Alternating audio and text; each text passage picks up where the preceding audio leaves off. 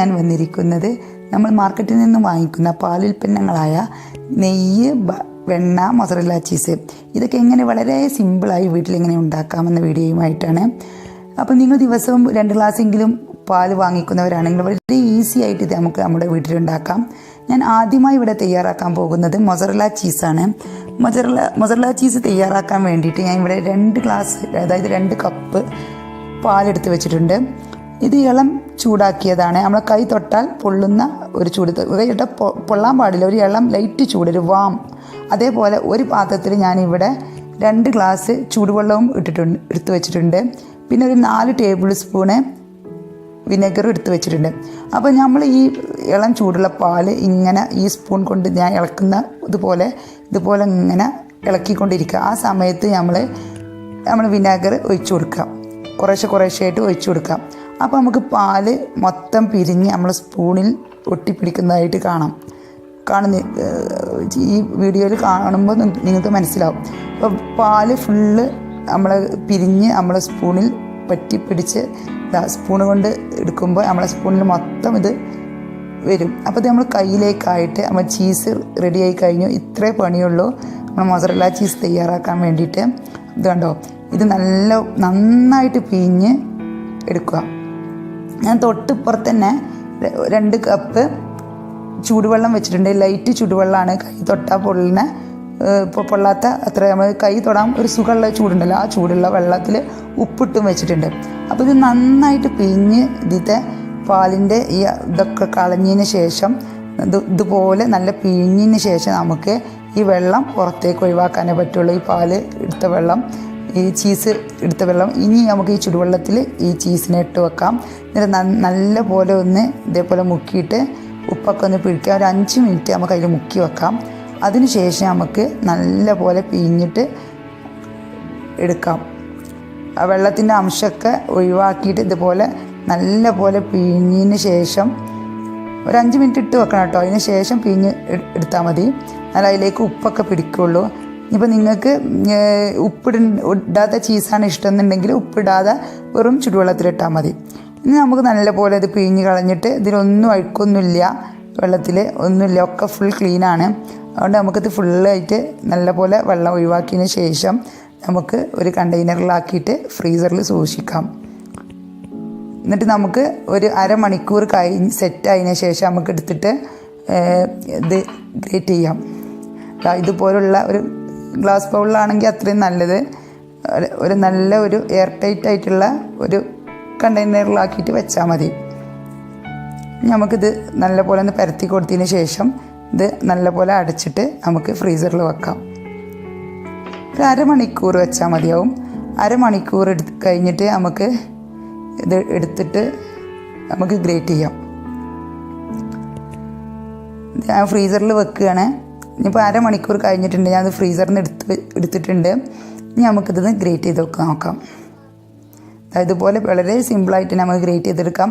നമുക്ക് ചീസിന് ആവശ്യമുള്ള എന്ത് നമുക്ക് ചീസ് കൊണ്ടുണ്ടാക്കുക, പിസ്സയാണോ, പിന്നെ വൈറ്റ് സോസ് മക്രോണിയാണോ, എന്ത് വേണമെങ്കിലും നമുക്ക് എന്തിന് വേണമെങ്കിൽ ചീസ് ഇടുന്ന എന്തിലേക്ക് നമുക്ക് ആവശ്യത്തിന് എടുത്ത് ഉപയോഗിക്കാം. ഇനി ഇതുപോലെ നമുക്ക് ഫ്രീസറിൽ സൂക്ഷിച്ചാൽ മതി. അപ്പോൾ ഗ്രേറ്റ് ചെയ്യണ ആവശ്യമില്ല. അപ്പോൾ ആവശ്യത്തിനനുസരിച്ച് സ്പൂൺ കൊണ്ട് എത്ര വേണ്ട വെച്ചാൽ നമുക്ക് ഇട്ട് കൊടുക്കാം. നമുക്ക് ആവശ്യമുള്ളപ്പോൾ ഉപയോഗിക്കാം.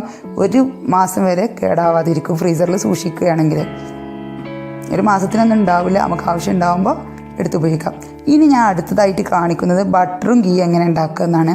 അത് നമ്മൾ ദിവസവും നമ്മളിപ്പോൾ 2-3 ഗ്ലാസ് പാൽ വാങ്ങിക്കുന്നവരാണെങ്കിൽ നമ്മൾ പാലെടുത്തിട്ട് വെള്ളം ഒഴിക്കരുത് പാലിൽ. നമ്മളിപ്പോൾ ഇനി കൊണ്ടുവന്ന കുപ്പിയൊക്കെ ഒന്ന് കഴുകിയിട്ട് ഒഴിക്കുകയാണെങ്കിൽ അങ്ങനത്തെ വെള്ളമൊന്നും ഒഴിക്കാൻ പാടില്ല. ആ പാൽ മാത്രം എടുത്തിട്ട് നന്നായിട്ടൊന്ന് തിളപ്പിക്കാം. പാല് തിളപ്പിക്കുമ്പോൾ പ്രത്യേകം ശ്രദ്ധിക്കേണ്ടത് തവിയൊന്നും എടുത്ത് ഇളക്കാൻ പാടില്ല. പാല് നല്ല പോലെ തിളച്ച് വരുമ്പോൾ ഇതുപോലെ ഒന്ന് ചുറ്റിച്ചു കൊടുക്കുക. എന്നിട്ട് സിമ്മിലേക്ക് ആക്കിയിട്ട് ഒരു 5 മിനിറ്റിന് താഴെ ഒന്ന് തിളപ്പിക്കുക. കുറച്ച് കൂടുതൽ സമയം ഒന്ന് തിളപ്പിക്കുന്നത് നല്ലതാണ്, എന്നാലും ഇതിൽ നിന്ന് കൂടുതൽ പാടെ നമുക്ക് കിട്ടുകയുള്ളൂ. അപ്പോൾ പാൽപ്പാടയിൽ നിന്നാണ് നമ്മൾ ഗീയും ബട്ടറൊക്കെ ഉണ്ടാക്കുന്നത്.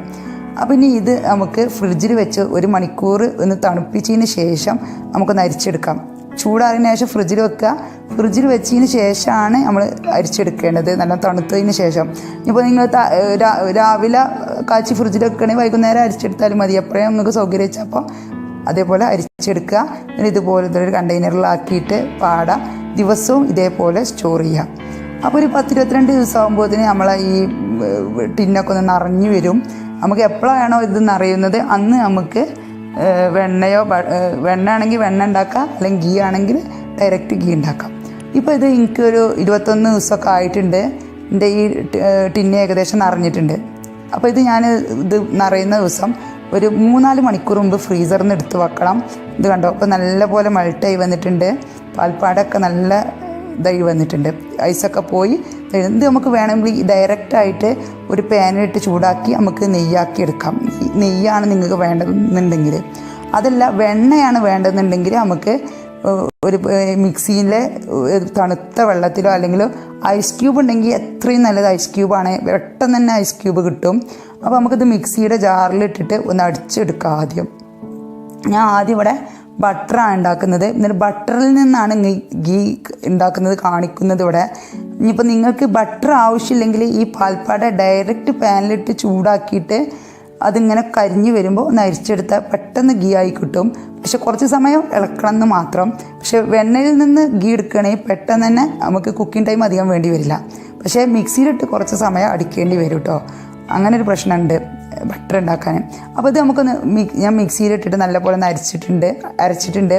ഇത് നമുക്കിതിന് പകുതി എടുത്തിട്ട് നമുക്ക് ഈ ടിന്നിലേക്ക് തന്നെ മാറ്റാം. കാരണം അപ്പോൾ ഇത് ഫുള്ളായിട്ട് എടുത്താൽ നമുക്ക് ഇതിന് ബട്ടർ എടുക്കാൻ കുറച്ച് ബുദ്ധിമുട്ടാവും, ജാറത്ര വലിപ്പമില്ലാത്തത് കൊണ്ട്. അപ്പോൾ അതുകൊണ്ട് നമുക്ക് പകുതി എടുത്തിട്ട് ആദ്യം ബട്ടർ എടുക്കാം, ബാക്കി പകുതി പിന്നെ എടുക്കാം. ഇനി ഇതിലേക്ക് വീണ്ടും നമുക്ക് ഐസ് വാട്ടർ ഒഴിച്ചു കൊടുക്കാം. നല്ല തണുത്ത വെള്ളം, ഐസ് ക്യൂബ് ഉണ്ടെങ്കിൽ അത്രയും നല്ലതാണ്. എൻ്റെ അടുത്ത് ഐസ് ക്യൂബ് ഇല്ലാത്തതുകൊണ്ടാണ് ഞാൻ തണുത്ത വെള്ളം ഒഴിക്കുന്നത്. അപ്പോൾ തണുത്ത വെള്ളം ഒഴിച്ച് ഇതാവുമ്പോൾ കുറച്ച് ടൈം എടുക്കും, കുറേ സമയം അരിക്കേണ്ടി വരും. ഇത് നമുക്ക് ആദ്യം ഒരു 5-6 മിനിറ്റ് ഒന്ന് അടിച്ചെടുക്കാം. അപ്പോൾ അത് ഇങ്ങനെയാണ് ആയിട്ടുള്ളത്. അതിൻ്റെ പരുവാണിത്. ഇപ്പോൾ ഞാൻ 5-6 മിനിറ്റ് വെച്ച് മിക്സിയിൽ കണ്ടിന്യൂസ് ആയിട്ട് അടിച്ചെടുത്തതാണ്. ഇനി നമുക്ക് കണ്ടിന്യൂസ് ആയിട്ട് അടിക്കാൻ പറ്റില്ല. കുറച്ചും കൂടി വെള്ളം ഒഴിച്ചിട്ട് നമ്മൾ മിക്സിയുടെ ലെഫ്റ്റ് സൈഡിലേക്കുള്ള ബട്ടൺ ഉണ്ടല്ലോ, അപ്പോൾ അതിലേക്ക് വെച്ചിട്ട് ഒന്നിങ്ങനെ കറക്കി എടുക്കുക. ഇത് കണ്ടോ, അപ്പോൾ അങ്ങനെ കറക്കി എടുത്തതാണ്. 2-3 മിനിറ്റ് വെച്ചിട്ട് ഇങ്ങനെ ഇടയ്ക്കിടയ്ക്ക് 2 സെക്കൻഡ് വെച്ചിട്ട് ഇങ്ങനെ കറക്കി എടുത്തതാണ്. അപ്പോൾ ഈ ഒരു പരുവത്തിലായിട്ടുണ്ട്. ഇനിയിപ്പോൾ ഇത് നമുക്ക് വെണ്ണ ആയി മാറിയിട്ടുണ്ട്. ഏകദേശം ഒരു 10-12 മിനിറ്റ് ഏകദേശം മിക്സിയിലിട്ട് ഇങ്ങനെ അടിക്കുമ്പോഴേ ഈ ഒരു പരുവത്തിലാവുള്ളൂ. അതൊന്ന് പ്രത്യേകം ശ്രദ്ധിക്കുക, കുറച്ചൊരു ക്ഷമ വേണം. അപ്പോൾ ഞാൻ ഇത് ഇത്രയും അടിച്ചിട്ടായില്ലോ എന്നൊന്നും ചിന്തിക്കരുത്. അപ്പോൾ വീണ്ടും അടിച്ചുകൊണ്ടിരിക്കുക. അപ്പോൾ ഇത് ഈ ഒരു പരുവത്തിലായിട്ടുണ്ട്. ഇത് നമുക്ക് സ്പൂൺ കൊണ്ടൊന്ന് നോക്കാം, ഇത് കൈ വെച്ചിട്ട് എടുക്കാൻ ആയിട്ടുണ്ടോയെന്ന്.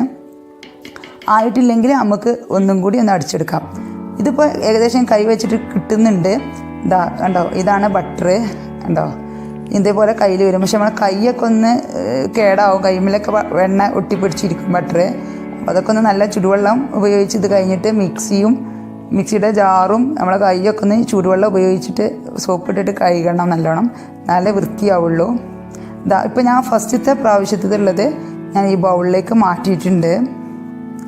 ഇനി നമുക്ക് ഇതുപോലെ തന്നെ ബാക്കിയുള്ളതും കൂടി അടിച്ചെടുക്കാം.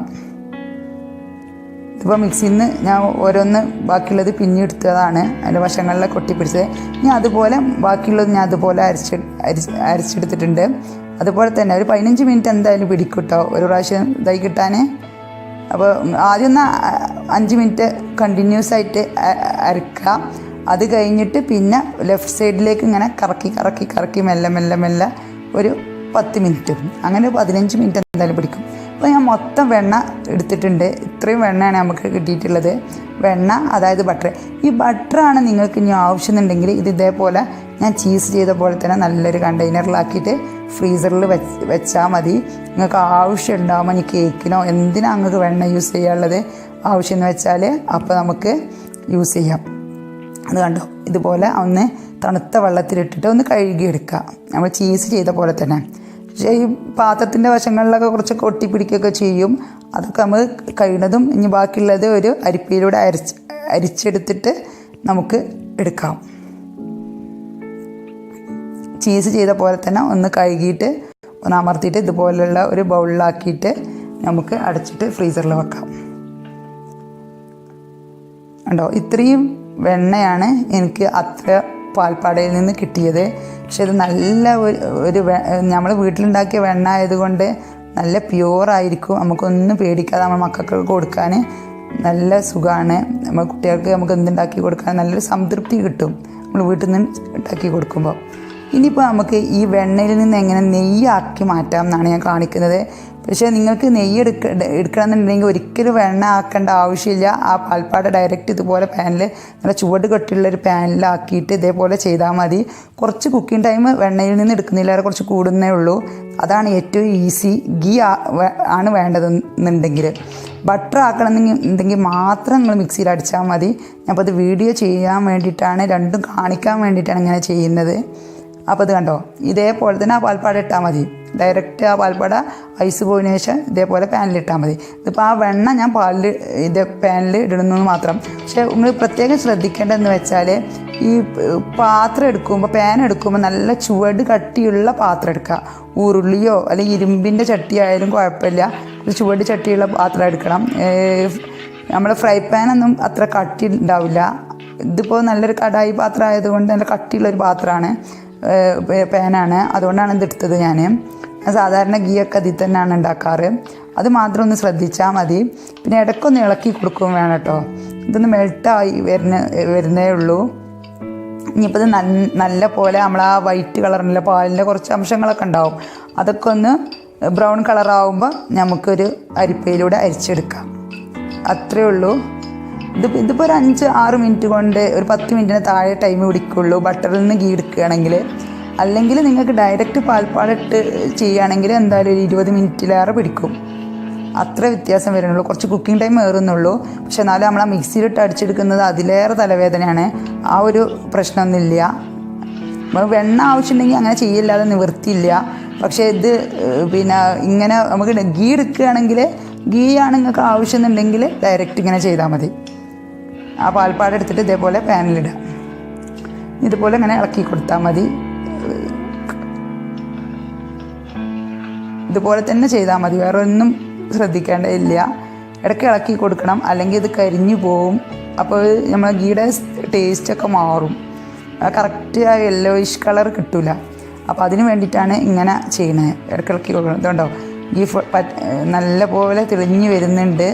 ഒരു 6 മിനിറ്റ് ആയിട്ടുള്ളൂ. അപ്പോഴേക്കും ഇത് മെൽട്ടായി. കണ്ടോ, ആ പാലിൻ്റെ കുറച്ച് അംശങ്ങളുണ്ട് ഇതിൽ. അതൊന്നും ഇങ്ങോട്ടൊരു ബ്രൗണിഷ് കളറാവണം. ഇതുണ്ടോ, ഇപ്പോൾ നല്ല ബ്രൗൺ കളറായി വന്നിട്ടുണ്ട്. ഇതേപോലെ തന്നെയാണ് പാൽപ്പാടയിൽ ചെയ്യുമ്പോഴും കുറച്ചും അരിച്ച് കച്ചറ ഒഴിവാക്കാൻ ഉണ്ടാവുന്നേ ഉള്ളൂ. ബാക്കിയൊക്കെ ഇതേ രീതിയിൽ തന്നെ ചെയ്താൽ മതി. അപ്പോൾ ഇത് ആയിട്ടുണ്ട്. ഞാൻ തീ ഓഫ് ചെയ്തിട്ട് നമുക്ക് ചൂടോട് കൂടി തന്നെ ഒരു അരിപ്പയിലൂടെ അരിച്ചെടുക്കാം. ഇങ്ങനത്തതൊക്കെ അരിച്ചെടുക്കാനായിട്ട് ഒരു വേറെ അരിപ്പ തന്നെ യൂസ് ചെയ്യുക. നമ്മൾ ചായ അരിക്കുന്ന അരിപ്പൊന്നും യൂസ് ചെയ്യാതിരിക്കുക. ഇങ്ങനത്തെ എണ്ണകളൊക്കെ അരിച്ചെടുക്കാൻ വേണ്ടിയിട്ട് അതിനായിട്ട് വേറെ ഒരു അരിപ്പ യൂസ് ചെയ്യാം. ഇനിയിപ്പോൾ ഇതിപ്പോൾ അരിച്ചെടുത്തിട്ടുണ്ട്. കണ്ടോ, നല്ല യെല്ലോയിഷ് കളറായിട്ട് വന്നിട്ടുണ്ട്.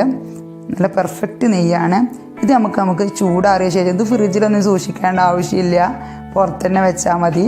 ഇത് നമുക്ക് ചൂടാറിയതിന് ശേഷം ഞാനൊന്ന് കാണിക്കാം. ഇതിപ്പോൾ കണ്ടോ, ചൂടാറിയിട്ട് നല്ല കട്ടിയായി വന്നിട്ടുണ്ട്. ഇത് നമുക്ക് ആവശ്യമുള്ളപ്പോൾ ഉപയോഗിക്കാം. ഇനിയിപ്പോൾ എല്ലാവരും ഇത് ട്രൈ ചെയ്ത് നോക്കുക. അപ്പോൾ എല്ലാവരും ഇതുപോലെ ട്രൈ ചെയ്ത് നോക്കുക, ഫീഡ്ബാക്ക് അറിയിക്കുക. ഫ്രണ്ട്സിനും റിലേറ്റീവ്സിനൊക്കെ ഷെയർ ചെയ്യുക. സബ്സ്ക്രൈബ് ചെയ്യാത്തവർ സബ്സ്ക്രൈബ് ചെയ്യുക.